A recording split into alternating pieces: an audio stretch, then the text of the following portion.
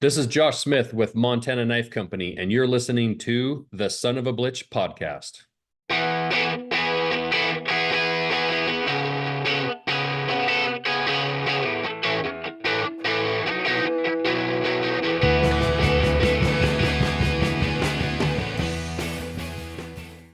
Hey Josh, how you doing today, man? Good. Thanks for having me on. Appreciate Man, it. I'm stoked to have you back. It's been a couple years. The last time we spoke, you were kind of getting ready for phase two development. You had built out the new MKC headquarters, and y'all are just moving in equipment and everything. And so now I know you guys are about to do phase three, and the building is being built. I just wanted to kind of catch up a little bit. Why don't you tell me what's going on with that, and some of the developments as far as the new building and what that means for you guys. Yeah, I hadn't realized that it had been this long since you and I had spoke on your podcast. I could have sworn it was, a year ago or less, but it's just kind of wild how fast time flies. When you say we were just moving into this building, yeah, I can't even believe that. It seems like that seems like a decade ago, but I feel like I talked to you just yesterday. Right. But yeah, no, we moved into this building. We filled it up incredibly fast. Uh, and frankly, within a few months, I was like, oh my gosh, like we got to start thinking about the next move. And then, it was about a year down the road of being in here that we actually really got serious about it. And I found a piece of property about 15 minutes from here, right along the interstate.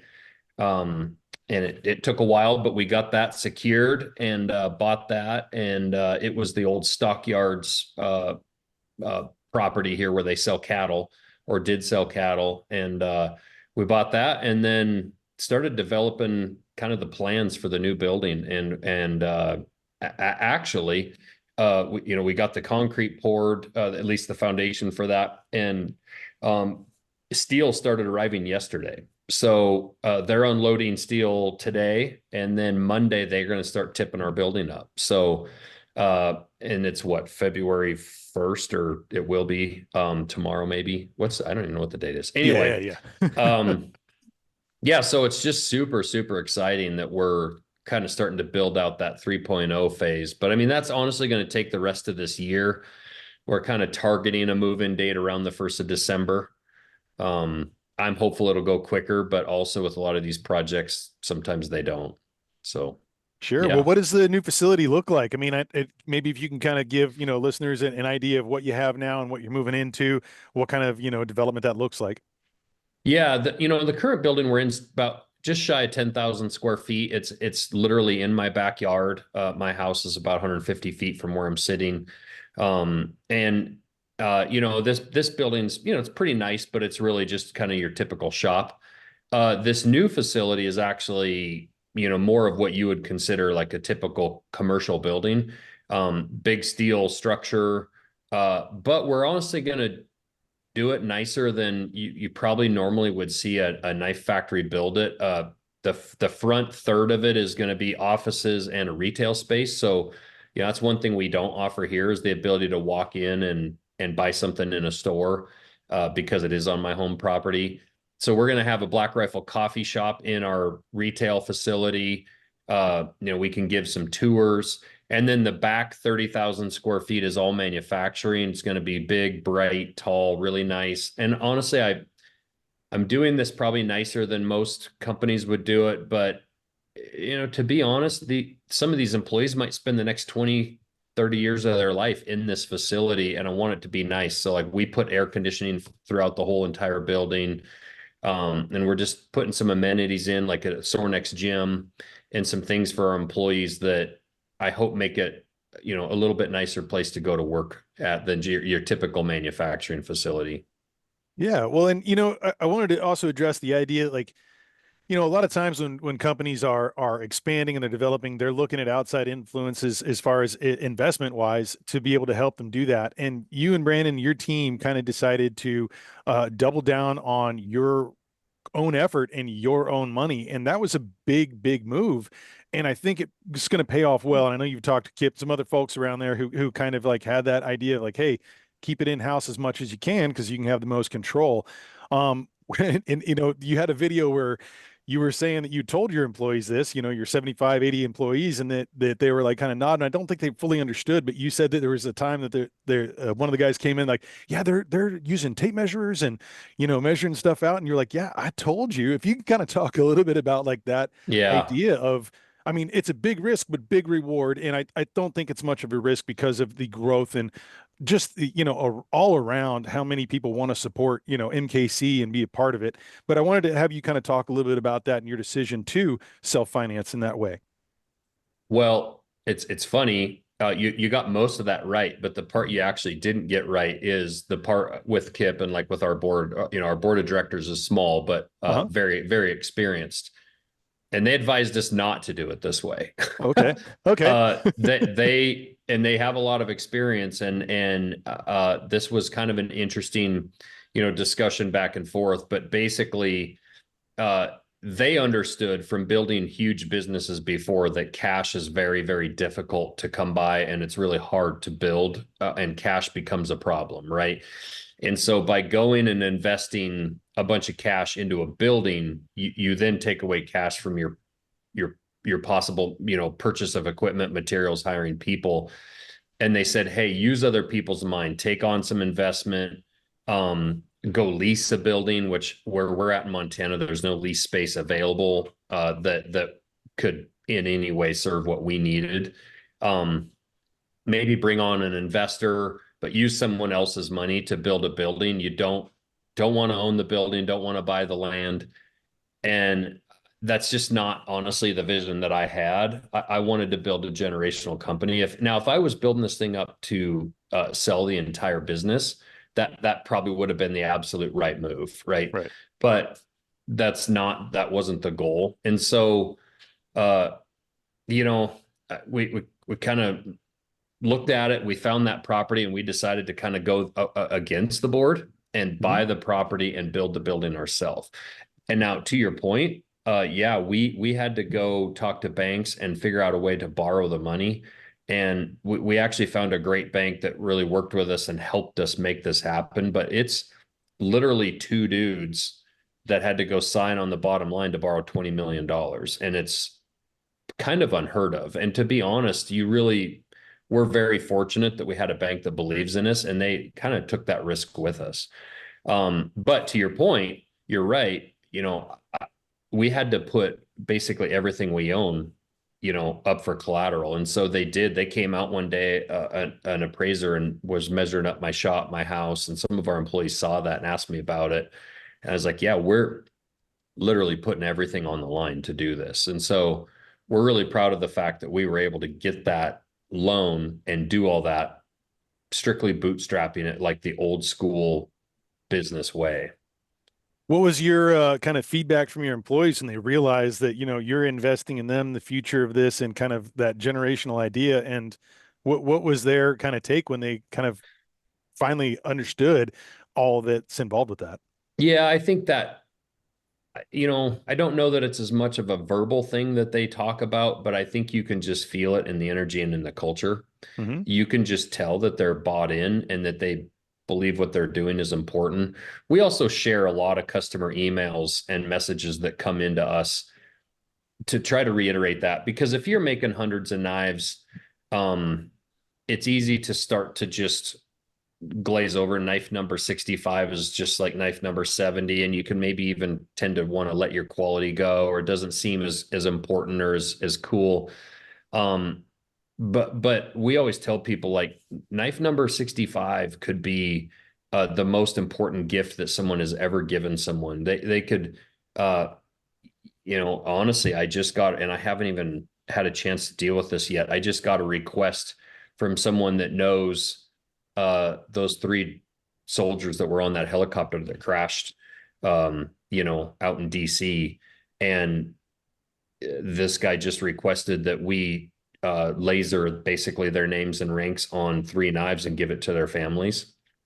Um, I'm gonna just go downstairs and grab three knives off the shelf, and I'm gonna laser those and send those. When those guys were sharpening those knives a week or two ago, or assembling them, or doing whatever they were doing, they're just three blades in the process. They aren't special, right? But they are. That's the thing. That's the point, is every single one of these knives is potentially one of the most special things that someone has ever given or received. And so, we tell a lot of those stories because I think it's important to them that you just never know which blade you're holding and what you're doing that's going to have an impact on someone's life.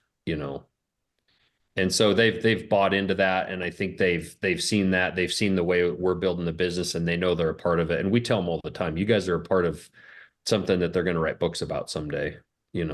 Yeah, absolutely. Well, and to your point too, I think that's amazing that you're going to be shipping those out, and a great honor to them in their lives.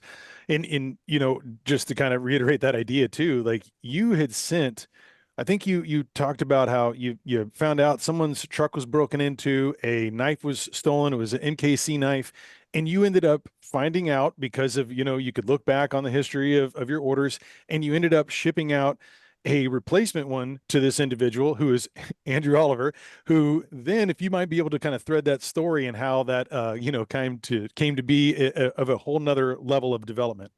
Yeah, since that I've done that a few times, but that particular time was the first. And I had seen a comment that he had made on early on in our company that somebody had got one of our knives, and he commented and said, that's the best knife I had, but it got, stolen out of my truck, and they broke my windows, stole my stuff. And so I just sent him a replacement blade, and just out of the blue, and he got it. And I guess he went home that night and told his wife, I'm going to work for that company someday. And he was working for Amazon, and he was managing several thousand people. He stood up the Amazon facility in Spokane. So when we needed a director of operations hire, he applied, came over and interviewed. And towards the end of his interview, he's like, do you remember me or my name or whatever? And I was like, no.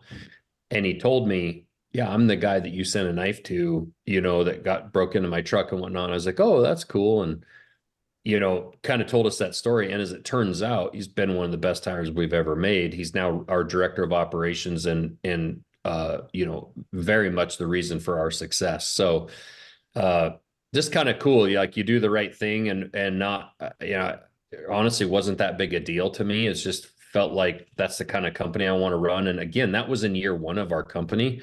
It's just like, hey, when I hear stories like that, I want to try and take care of our people. Little did I know the impact that would have on our business later.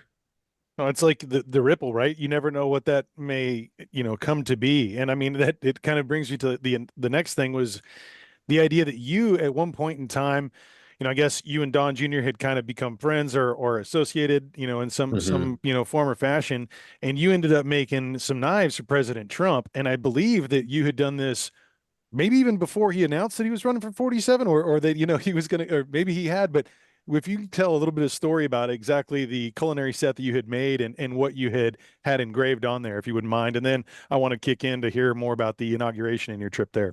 Yeah, no, I had become friends with Junior over some time here, and got a chance to go out to North Carolina and meet him.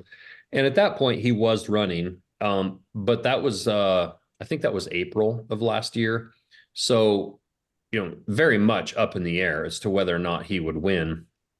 And quite honestly, at that point, I would say that he was really very much running into a headwind with all the allegations against him, all the court cases. Like, uh, he had a long road to hoe to get to actually win at that point. But we made a chef set, and we engraved the presidential seal on that chef set, and we put number 45 and number 47 on that, and gave that set to him, which he thought was really, really cool. Don Jr. loved it. But boy, I posted those pictures, and I got a lot of people, a lot of hate, and a lot of people like, you're going to regret doing that. You're going to look like a clown someday. Like, you're going to see in November that was a mistake. And turns out it was pretty much accurate.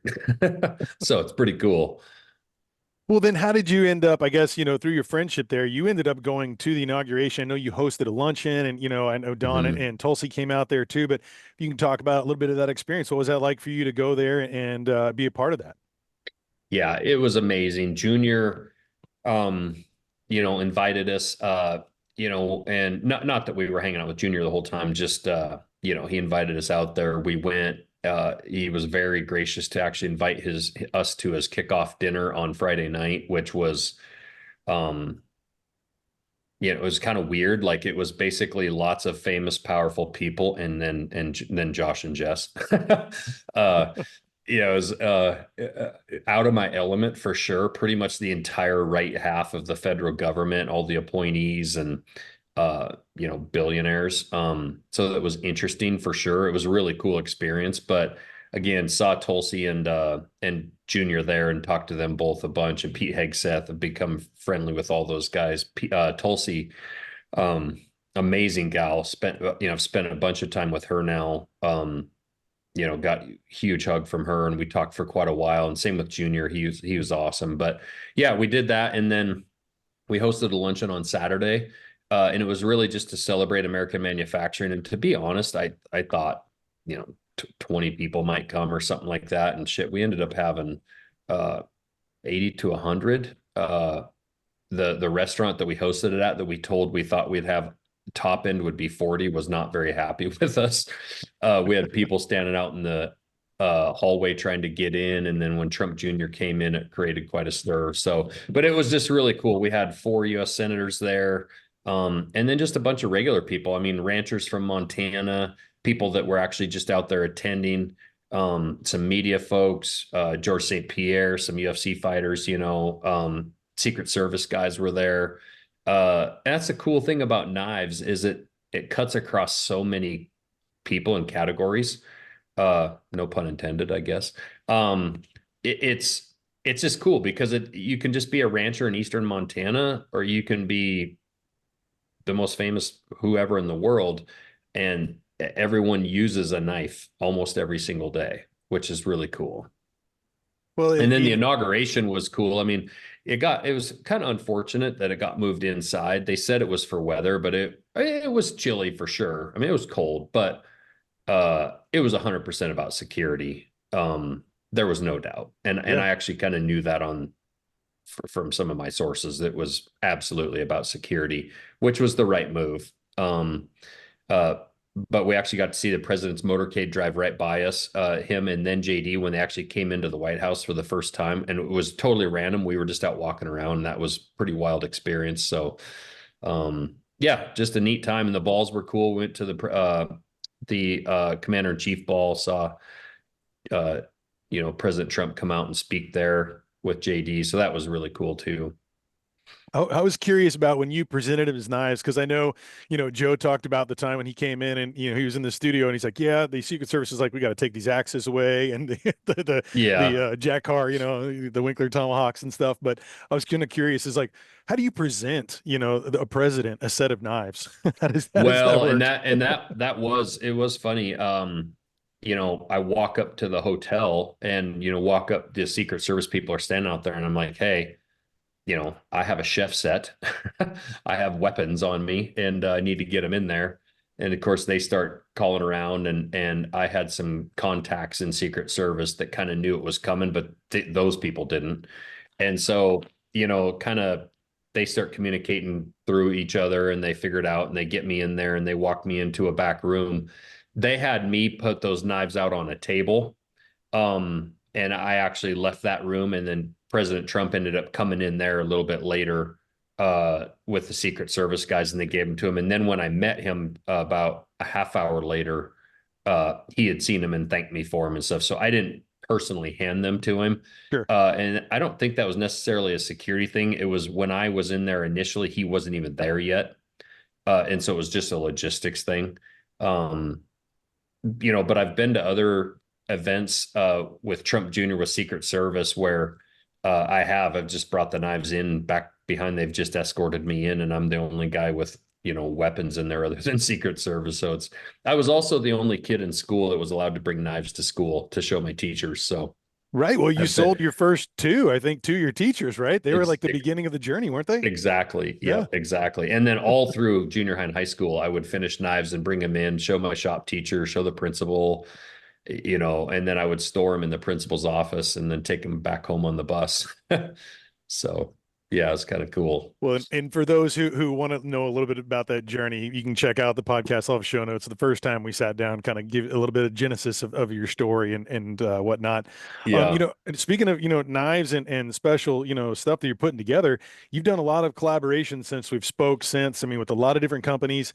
There's, some I wanted to kind of highlight. I've done a little bit of work with Steve Ranella over there at Meat Eater, and you guys have, a handful of knives there you guys have collaborated with. Obviously, you got Remy Warren and the Cam Haynes one that recently dropped. And, if you can maybe talk about a little bit of those collaborations and, I don't know if you have any that you kind of hint on that are coming out, pretty soon. And I also wanted you to kind of touch base on the idea. I know a lot of people have asking, hey, when is there going to be a folding knife? So maybe if you can kind of address a few of those things, if you want to talk about some of the stuff that's coming down the pike here in 2025. Yeah, I mean, I want to just work with cool people that are doing amazing stuff. And I think all of those people you named have done really cool things in the industry. They're respected. And so we've been very fortunate to work with those folks. Um, yeah, working with Cam was awesome. That pack out knife is really cool. Cam is he's an absolute badass, obviously. And that's a cool little knife. It's super unique. So is that one that we did with Remy. I mean, they're very, very unique knives. But they're very functional. Yeah. And so I think both of those knives are I think they're gonna absolutely crush for us over the next few years. And then yeah, as far as collaborations that we have coming up, I'll just break news right on your podcast for you. All right. We've got a really cool knife coming out, and we are going to be donating, and this is a brand new model. And we're kind of doing it with Mike Rowe. It's our own model and it's our own knife, but what we're doing with Mike Rowe is we're going to give 10% of the proceeds of every single one of those knives we sell in perpetuity of that particular model to the Micro Works Foundation. Awesome. And that is going to be coming out here probably about the week after this podcast drops. So yeah, we're very excited about that. That knife is going to be called the Rocker.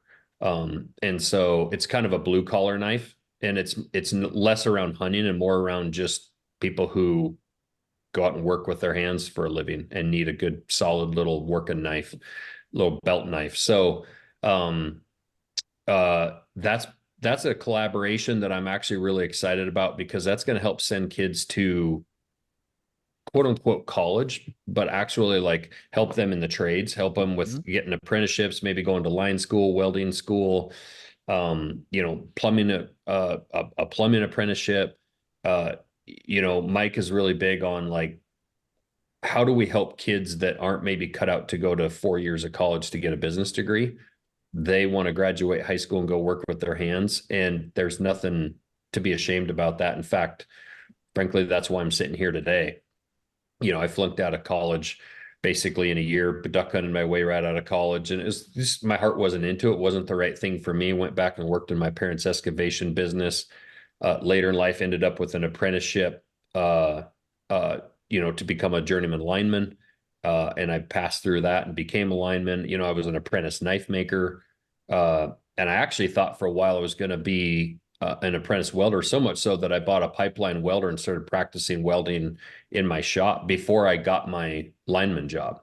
So, but that lineman job is what funded and set me up for my chance to start MKC, and so I very much believe in that mission that Mike is on with the Micro Works Foundation. So we're pretty excited about that. Oh, that's amazing, man. And as far as folding knives, did I hear something on a video once Oh that yeah. there's a little Yeah. talk about that coming out? The number one question we get, folding knives. Yeah, we are very much in the prototyping stage now. It's designed. We're working on several prototypes right now. That's a knife you really got to put a lot of testing into. Sure. You got to go get it dirty. You got to get sand and fat and blood and whatever in it, water, right? And make sure the mechanism works correctly, make sure it locks up well, make sure it, wear wise, that it wears in well and you don't end up with issues. So we're going to be prototyping and testing that basically this entire year. And our goal is to come out with that in the middle of next year. And frankly, that's probably the number one reason we need the new building is we don't have room in this current facility to even make those knives this year.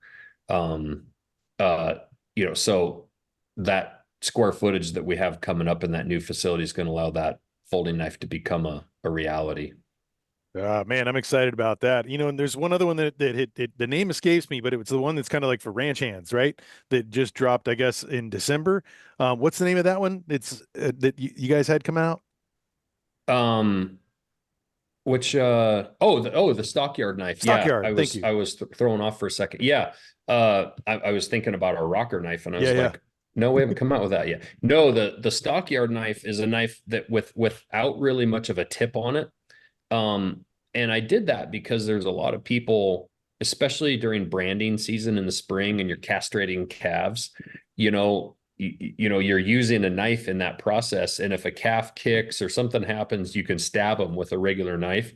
You know, Same thing if you're out on the ranch and you find a calf that's got, or a cow or whatever that's got baling twine wrapped around its hoof or something, and you need to cut it out. Anytime, or say you get hung up in a rope or something happens with a horse and you got to cut, say, the halter free or whatever, right? We've had our 4-H calves when we're breaking them, when we tie them up, we've had them and when my kids don't quite tie the knot correctly, we've had those 4-H calves basically throw themselves down and flip themselves over, and you've got all that weight on that rope. And if you don't tie the right knot, you can't untie it. Mm-hmm. And so, we've had to reach up there with a knife and cut those ropes free, right? There's a ton of different situations you can be in with livestock where you need to use a knife, and it's a bit of a wild situation. And if you have a tip on a knife, it's much more dangerous for the animal and for you. And so that stockyard knife was specifically designed for that crowd. And honestly, it works really well in that blue collar vein for people who maybe just need to open 500 boxes a day. Yeah. It really works well for that kind of work. And I've seen electricians using it for skin and wire. So again, you make knives intended for one purpose, but it's interesting how other, uh, professions or crafts find uses for it in their way. So it's really cool to see those photos come in from customers. Yeah, well, I wanted to rewind back to the knife that you designed there with Cam, and the thing about it, it's got short, but it's actually in that 3-inch blade. It actually has 3.5 inches, right, of like Yeah, actual blade because of its curvature, you pay and attention. just I'm a little impressed. bit, a little bit. Listen, you can see all these knives of yours behind me. I've got quite the Yeah. sets, man. They are my favorite. I've been using those when I guide hunts. That's the one I'm putting in my hunter's hands. I mean, they're the best ones out there, and I love that they're all made here, and that supporting America jobs. I mean, it's a big thing for me, right? But something about the craftsmanship and the quality, and the idea of having something like that you can take out in the field. Cam, he's going out in the middle of nowhere, no one else has been, right? And so having something that's lightweight, that's usable, that is very, very reliable. And I wanted you to kind of talk about that because I didn't get a chance to get one in that drop, but I was just floored with the design. It looked like such a great utility for those purposes of being way out in the woods and having something light but durable, and just I love the design. So if you can go ahead and maybe expand on that a little bit, and when you guys were developing that, what was it that you guys came to the table with to bring that out? Yeah, it's called our pack out knife, and it's actually kind of a miniature version of our bear tooth. And that bear tooth knife was designed, to do a lot of work in a hurry and have a lot of edge. And it's for people that, you know, uh, maybe are just listen to this and try and visualize it. Mm-hmm. It's got a really aggressively upswept blade on it. But unlike the bear tooth's really big knife, and that was more for like fleshing big hides like bears, Right. up in Alaska, or moose, really huge hides. This was made more for, and I would say that bear tooth is more for like back at camp, back in the garage, in the taxidermy studio, things like that. You're not necessarily carrying it. The pack out was made literally for packing out into the furthest depths of the woods, and then be able to get a lot of work done with the skinning process. And there again, this knife doesn't really have a very aggressive tip. It's maybe not necessarily the best knife for doing little fine detail caping work around the eyes, the tear ducts, the antlers, base of the antlers. But boy, when it comes to opening up a cavity of an animal and then skinning out the quarters, if you remove the quarters and you're trying to get that skin off in a hurry, like you said, it's a relatively short blade, but it's actually got more cutting edge than it does overall length of blade, which is actually interesting, which just means it has a ton of working surface on that edge. And the other thing is the handle is relatively short, but it's kind of chubby, so it fills up your hand really nicely. So, guys that have big hands, it fits in the palm of your hand well. And you have a lot of dexterity and control over that handle and that blade, which allows you to really move fast. A guy like yourself that's guiding and whatnot, man, I'm sure when you get a deer or another animal down, you're moving. Like you're especially up here. If it's cold, dark, you're trying to beat dark, or you're trying to get out and before the snow hits or whatever, you're trying to be fast. And that little blade, I think you're going to find that blade is you can move quickly on an animal with it. Well, in Texas, the heat sometimes, right? You knock a hog or two down, Yeah. you got to move quick in Yeah. that realm too, on the flip Yeah. side of the spectrum. So That's a problem we don't have very often up here. it'd be nice to trade sometimes. We just had like our little snowmageddon 2 whole days, and everyone's like, "Oh, the whole state shuts down. No one knows what to do." I've lived in snow before. I'm like, this isn't that big of a deal, guys. But God, we've had 2 straight weeks of it being 0 degrees every night, and it's actually been sunny and nice. We don't have much snow, but boy, uh, like these guys starting in my building, they were unloading steel yesterday morning. It was 0, and you might see some photos or video, but yeah, they all look like big chubby snowmen. They're all puffed up in all these clothes, and uh, yeah, pretty frosty beards on them. That's for sure. I can imagine. Well, I saw some videos you guys having to tarp over all the stuff that y'all were doing. You're laying down. I mean, it looked like a day-to-day operation of just kind of keeping that snow off when you're working on the concrete there. So Yeah, I was running up there almost every day. They're insulated concrete blankets, and so when we poured our concrete, we had to cover it and then run heaters on it for 3 days to get the concrete to cure correctly. And then I pulled those blankets off of that and laid them on the ground to keep the ground from freezing so hard, so the plumbers and electricians could dig their ditches. Right now, I bet you there's probably 12 to 18 inches of frozen hard frost in the ground. So the top surface of the earth is frozen foot and a half deep, which is probably not something the Texans have to deal with very often. no, not at all. Well, that made me think about too, just like kind of being out there in the elements. Did you get a chance? I know with so much going on, you're a busy man, but did you get a chance to get out and do some hunting this last season? And if so, what did that look like? What you got in the freezer? Yeah, unfortunately, not really. I say that I actually got to do, probably the coolest hunt of my life in August. So it almost doesn't count as hunting season, but it was late August. I took my son up on a moose hunt to northern British Columbia, and he shot an absolute monster moose. It was a 10-day fly into a lake, 10-day horseback packing hunt. We used the horses some, but not a lot. A lot of it was hiking. We used the horses when it mattered most, which was packing the meat out, which is a godsend. We'd have never been able to hunt the area we were in without horses, frankly. But my son shot a huge moose, saw some grizzly bears, heard some wolves howl, got to sleep in a tent and freeze our butts off for 10 days in the rain and cold weather. It's funny, you think August, I mean, even here in Montana, it's 100 degrees here in August, and flew in there and, I mean, froze our asses off for 10 days. But when I got home from that, honestly, we were so busy. I didn't hunt basically the rest of the season, which is kind of insane to think about, but there's just so much time being spent right now on trying to grow this company that it's a bit of a challenge right now to get away at all. I can imagine. Now, was that Hank's first moose?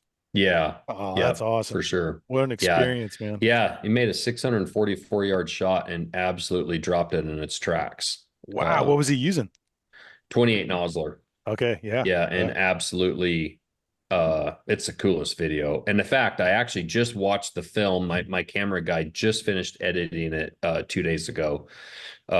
and I went over it, checked it out. It was really cool. And so we should be releasing that pretty soon. Cool, man. Well, I'll So once that comes out, I'll throw some links here in the show notes below so everyone can see that as well. yeah, appreciate it. Absolutely. I wanted to kind of, chat a little bit about what you got kicking right now. And I know it's, kind of coming to the end of the next week or two, but you got the Come Hell or High Water fundraiser. And I'd love for you to just kind of maybe, talk about the idea of what this was about, how this started, and the explosive growth from the community. And, I'll let you go ahead and chat about that. But I'm really curious how, how this came to be. Yeah. So, a couple of years ago, we had some bad flooding here in Montana, down around Yellowstone Park, and a knife maker buddy of mine, Will Stelter, reached out and said, "Hey, let's collab on a knife and do a fundraiser for that." And so we ended up calling it the Come Hell or High Water fundraiser. And it was great. We donated $80,000 to really small towns down in southwestern Montana.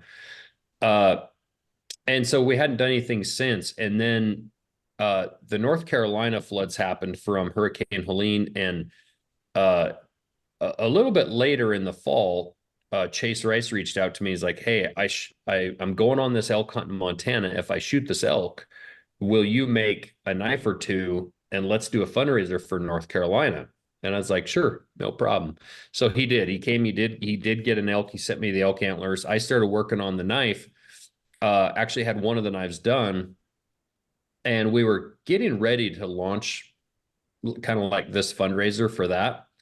And then the California wildfires hit, and unbelievable devastation. And my house burned down 11 years ago, and I was living in a camper in my driveway. So like I know where some of these people are sitting. I get it. And I do want to add too, I've had some comments on this, basically like, screw those people, leftist, commie, whatever, liberal, whatever's right. Screw California and all the people in it. Granted, I'm not a fan of California's politics, but there are a ton of amazing people that live in California. And frankly, they are US citizens. And number two, not everyone down there has Mel Gibson's money, Right. right? A lot of those people that live there maybe even got those homes passed down for the generations. And sure, they might have $10 million net worth and all of it's in their home. And they go down and work a day job. There's people who are waitresses. There's the service community of that place. And granted, it's the Palisades, and a lot of those people, at least the perception is that they're wealthy and they're rich. But I know enough stories now to know. In fact, another guy I know, his daughter lost their home, and they're not sure insurance is going to cover it, and they're in an absolute bind, right? And they're not super wealthy. So this idea that we should just throw out our American citizens because we don't agree with the state's politics kind of bothers me. But anyway, when I saw that happen, I called Chase and I was like, "Hey, let's do one knife for North Carolina and one knife for California, and let's raise some money and split it between the two," which he loved it. It was great. And we launched that come hell or high water. And basically what it is, frankly, it was our hack to get around the illegal raffle rules. You can't run raffles. There's a bunch of crap with gambling laws, internet crap. Right. And so what we did is we're like, okay, buy a t-shirt or a hat. So now you're buying an item, and then we will enter you to win these knives. And so for every $5 you spend on a t-shirt or a not a hat, I'm sorry, or a Zippo lighter, for every $5 you spend, you get entered. That's one entry into the to this quote unquote raffle fundraiser. And so what was really cool was the minute we launched it, some other really big brands started throwing in grand prizes, and we have now a bunch of really cool grand prizes from a lot of different companies, and it just made it that much sweeter. And so we've already raised over $230,000 that we're going to be donating. And quite honestly, I would imagine over the next few days, it's probably going to be upwards of 300 grand. And then we're going to make sure, that was the other thing, when we raised that money for Red Lodge, Montana, and those people, I want to be damn sure this gets to the people that actually are affected. And I did a bunch of research, and frankly, I interviewed nonprofits. We have to write this check to a nonprofit. I'm not going to just go write it to individuals. Right. Frankly, if I wrote it to individuals, they would get taxed on it. It's kind of stupid, but we are going to make sure we do a lot of due diligence and make sure that I'm not going to just write a check, to the Red Cross or something like that. No offense to them. I know they do a lot of great work, but we're going to make sure this gets to the ground and helps the people of North Carolina and California. So yeah, it's been really cool. Chase Rice is actually going to fly out the two people that win the knives to a concert, and him and I are going to present those knives to the winners on stage at one of his concerts, and he's going to pay for the whole thing. So that's cool. Wow, man, that's amazing. I mean, just what you guys are doing and just seeing the outpour of support from the community and a lot of different companies here and offering. I mean, the list is long. I think there's like 40 different prizes now or something like that, even more. And so I'll have the links below, and make sure everyone who's listening or watching, go and pick up one of these. I got one of the Zippos here. You got the t-shirt as well here for those who aren't listening. You can go check out the show notes, but great shirts, great Zippo, great cause. And I love that it's going to be going directly to people. It's not going to be necessarily all administration. It's going to be going to the people that need it the most. And your due diligence is, definitely, salute you on that, and making sure that that dollar goes far for each person. There's a lot of people who were affected, a lot of land that was just destroyed. There's a lot to build back. And it's great to see our community and, fellow Americans stepping up and helping each other and building something back, hopefully better than before. And as you can, and a lot of hurt and a lot of Yeah. pain in a lot of people's lives right now. So, I think it's important that we empathize with everyone, no matter what your Yeah. background is, and realize we're all just trying to, we're all a part of something together here. Right. And, Right. and kind of leaving with that, I wanted to kind of have you maybe, take a few minutes to talk about, maybe how you're feeling as far as the support that you've gotten from so many different people having your business. I know you've talked about it before. It's right. It's a 33-year overnight success, right? It's all the hard work Yeah. and the efforts that's put into this, something that, in 5 years, seeing this brand grow that represents so much here of, American jobs, American manufacturing, and really kind of trying to build something great here in the U.S. And I applaud that. And I just wanted to, if you had some words that you'd like to share to some of those people who've supported you, and what it means like for you personally to see this development and see all this support. Uh, yeah, there almost are no words. It's absolutely really become impossible for me to thank everyone that deserves a thank you. I see, the labels that when my wife's in charge of customer service and fulfillment, and I see the labels being printed, after a drop, and a lot of times I'll grab those labels and just kind of look through them and see if I like recognize any names, right? And a lot of times I don't recognize a single name. That's all strangers, right? And uh I wish I could reach out and thank every one of those people, because when you buy, even people that can't afford a knife but they believe in what we're trying to do, just buying a t-shirt or a hat, when they wear that hat or that shirt, or they buy that knife, they're representing and they're believing in an idea of like the American dream. And I cannot tell you how much I appreciate when I'll get texts from people, at a Red Sox game in Boston, and they'll be like, dude, I just saw this dude wearing your hat. And a lot of times these people will like go up and talk to each other, and they're like, dude, you're wearing MKC. And they're wearing that and they're doing that because they believe in this idea that the American dream is still alive, and that they believe that American manufacturing is critically important to, frankly, the survival of our country. And it's not just the customers, but the industry itself.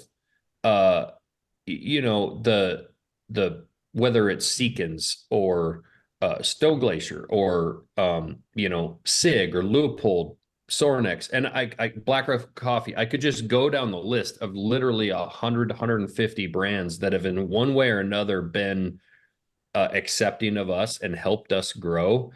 Um, and we try to remember that now. We've talked a little bit about like, hey, when we see some of these other brands coming up and whatnot, how can we be helpful here and there to their success as well. I think a lot of people see like a brand like a Yeti and they just see a huge brand. They see a conglomerate. But what I've gotten to know is like the guy like Andrew Jones Mhm. behind Yeti, right? And he's not some big executive. He's a worker bee guy, but he makes a lot of things happen.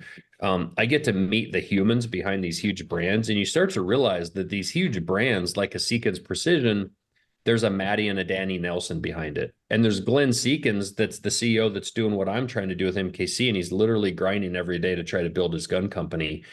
Um, and what I really want people to know is that like it is absolutely possible to chase your dreams. And you know, people say, well, it's never been more unfair today. It's never been more, rich versus poor. And I would argue, do you think it was any better during the Great Depression when your grandparents were trying to survive, right? I think there's always going to be struggle no matter what time of uh time period we're in. But what's most important is that we keep a free country and we live in a free country. If you live in a free country, then you have opportunity, right? And I don't know that there's another country, and I'm not into a lot of you know world news, so I don't know. Maybe there's the equivalent of a Montana Knife Company in Taiwan, but I'm not aware of it, right? Our style of government, and government for sure has all its flaws, but our style of what we set up for a framework for our country allows for innovation. It allows for people to rise up from being broke and living in their camper 11 years ago with a house burned down to having 80 employees and a multi-million dollar brand, right? And that doesn't mean I'm getting rich. It means I'm reinvesting all that back in. And frankly, for the thing I'm most proud of probably is the fact that I have 80 people in our company that can go chase their dreams, pay their bills, feed their families, and raise their kids here in Montana, and they don't have to leave our state to go find a good job. So it kind of rambled on there, but like the appreciation is just throughout the entire process. And, the appreciation for my employees that have stuck by us and put in this hard work and kept the quality up. And yeah, I'm very grateful for the position we're in today. Well, I just applaud everything that you just said, and I think it's so important. All the aspects, and especially of just kind of the American-made job, and like being able to continue, and like you're helping all these people continue to pay their bills, build their lives, build their families, and it's only going to grow as phase three continues on, and as your company continues on. And like I said, I salute you and all the great things you guys got going on. For those who might not know, why don't you go ahead and give the socials where people can follow you, and as well as maybe mention a little bit about your podcast. I know Andrew Jones was someone that you had on there that you just mentioned from Yeti, which is a great episode, and there's many others that you've had on there, Tulsi as well. And so if you want to go ahead and just talk about that and where people can find that.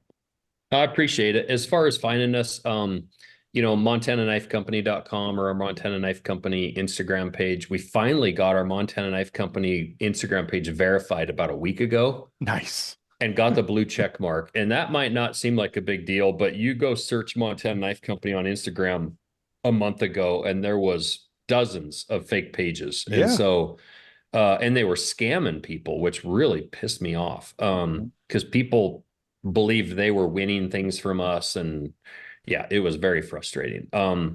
So that's good. And then, my personal Instagram page, if you want to follow, uh, it's kind of a random mix of stuff, but just Josh Smith Knives is my Instagram page.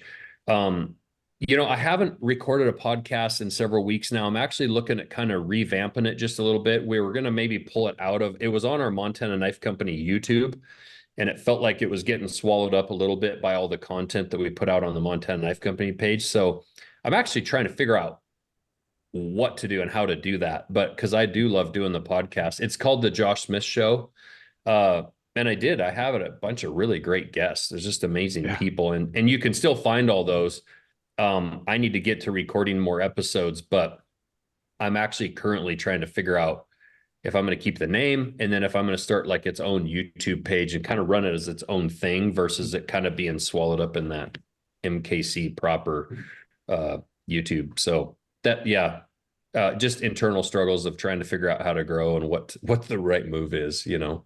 Indeed, man. Well, I'm sure you'll figure that path out, and I definitely encourage people to go check it out. You've got some amazing people you sit down with and chat with, and it's thoroughly entertaining and educational too. So, Josh, once again, man, I just want to thank you for coming along. I guess as Phase 4 comes out, we'll have another podcast, and we'll just kind of Yeah, continue our trend here. But there you no, go. it's wonderful to be in touch with you and to see all the growth and all the wonderful things you got going and all the things you're facilitating all around, and just making the best damn knives out there, man. Just keep it up, and thank you once again for joining me today. Well, congrats on the podcast.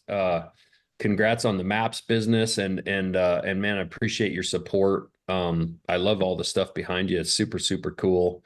I can tell we're a lot alike. There's a lot of things there that are real similar to the things I like, but yeah, really appreciate the support and having me on for sure. Look forward to doing it again. Excellent. Well, hey, man, take care. And everyone, make sure you check out the show notes. Go check out the website, sign up for the next drop, and be notified when the next knife's coming out. Another one's coming out soon, the micro special. Make sure you also go and check out the Come Hell or High Water.